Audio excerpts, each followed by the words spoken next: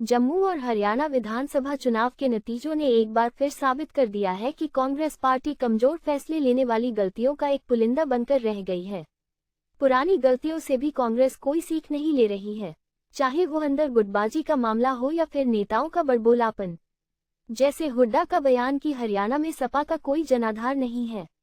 आपको याद होगा कि चुनाव के आखिरी वक्त में बीजेपी को जब इस बात का एहसास हुआ कि खट्टर का चेहरा उनके लिए भारी पड़ सकता है तो पार्टी ने बिना एक सेकंड की देरी किए उनको हरियाणा से बाहर का रास्ता दिखा दिया।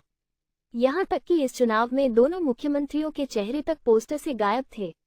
दूसरी तरफ जम्मू कश्मीर में भी कांग्रेस के खाते में कुछ खास खुशी नहीं आई है।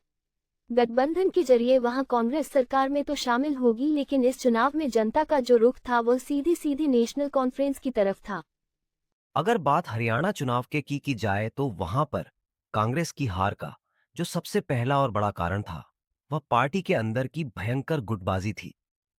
पार्टी के तीनों बड़े नेता भूपेंद्र सिंह हुड्डा, कुमारी शैलजा और रणदीप सुरजेवाला के समर्थकों के बीच का मनमुटाव था। वह सीधे सीधे ड्राइंग रूम से निकल के बाहर आ चुका था और इसी अंदरूनी मतभेद के कारण जो दूसरा सबसे बड़ा कारण था हरियाणा में कांग्रेस की हार का, वो दलित वोटों का कांग्रेस के खेमे में ना आना। हरियाणा में जाट वोट 22% है तो दलित वोट 20% है।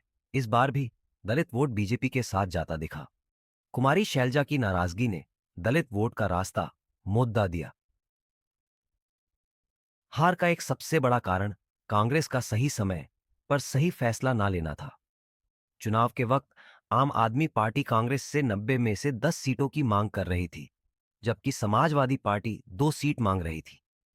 अंत तक इस मसले पर सहमति नहीं बनी और आम आदमी पार्टी ने 29 उम्मीदवार मैदान में उतार दिए। कई सीट ऐसे हैं जहां पर आम आदमी पार्टी के उम्मीदवार का मत हर जीत के अंतर से ज्यादा है। वोट प्रतिशत की बात की जाए तो भले ही भारतीय जनता पार्टी और कांग्रेस के बीच मात्र 0.83% का ही अंतर है, लेकिन इसने सीटों की संख्या में बद्दा उलटफेर कर दिया।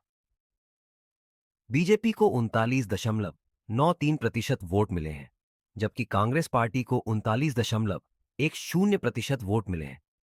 जम्मू कश्मीर की बात की जाए तो चुनाव पूरी तरीके से इस बार नेशनल कॉन्फ्रेंस के इर्द गिर्द घूमता नजर आ रहा है। भारतीय जनता पार्टी ने जम्मू क्षेत्र में काफी बेहतर प्रदर्शन किया है।